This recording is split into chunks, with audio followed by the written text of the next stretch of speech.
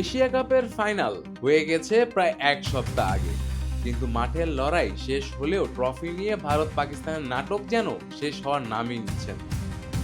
Dubai আন্তর্জাতিক স্টেডিয়ামে খেলা গড়িয়েছে অনেক দূর, অথচ আসল আলোচনায় এখনো সেই ট্রফি বিতর্ক।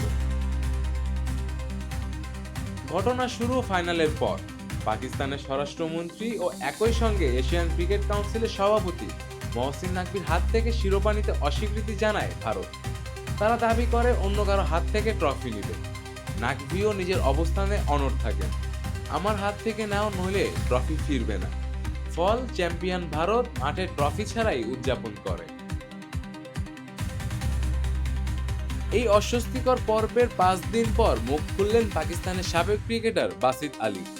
সরাসরি ভারতকে এক হাত নিয়ে তিনি বললেন, ওরা বিশ্বের 1 নম্বর দল ঠিকই, কিন্তু আচরণে একদম তৃতীয় শ্রেণীর। নাকভি এসিসি সভাপতি, তিনিই ট্রফি দিবেন।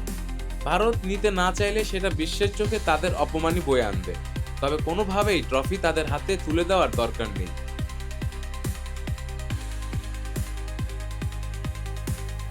এখানেই থেমে থাকেননি বাসির।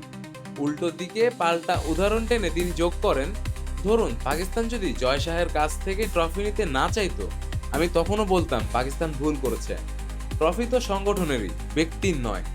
এত ছেলে মানুষই জেদ মানায় না। ভারতীয় শিবির অবশ্য বিষয়টিকে হালকাভাবে নিচ্ছে না। খবর এসেছে এসিসির ভেতরে নাকভির বিরুদ্ধে অনাস্থার প্রস্তাব তুলতে চাইছে তারা। অন্যদিকে পাকিস্তানের ক্রিকেট বোর্ডও অবস্থান বদলাতে নারাজ। এসিসির সাম্প্রতিক বৈঠকেও দুই দেশের প্রতিনিধিদের মধ্যে তীব্র বাকযুদ্ধ হয়েছে। সবশেষে নাকভি স্পষ্ট করে জানিয়ে দিয়েছেন, ট্রফি নিতে হলে সূর্যকুমার যাদবকেই এসিসি সদর দপ্তরে গিয়ে তার হাত থেকে নিতে হবে। অতএব এশিয়া কাপে ভারতের শিরোপা নিশ্চিত হলেও ট্রফি হাতে ওঠার আগ পর্যন্ত নাটক চলছেই। আর এই নাটক যে দ্রুত থামছে না, সেটা বাসিত আলীর মন্তব্যে আরো স্পষ্ট হয়ে গেল। শেখ মেহেদী হাসান, ডি স্পোর্টস।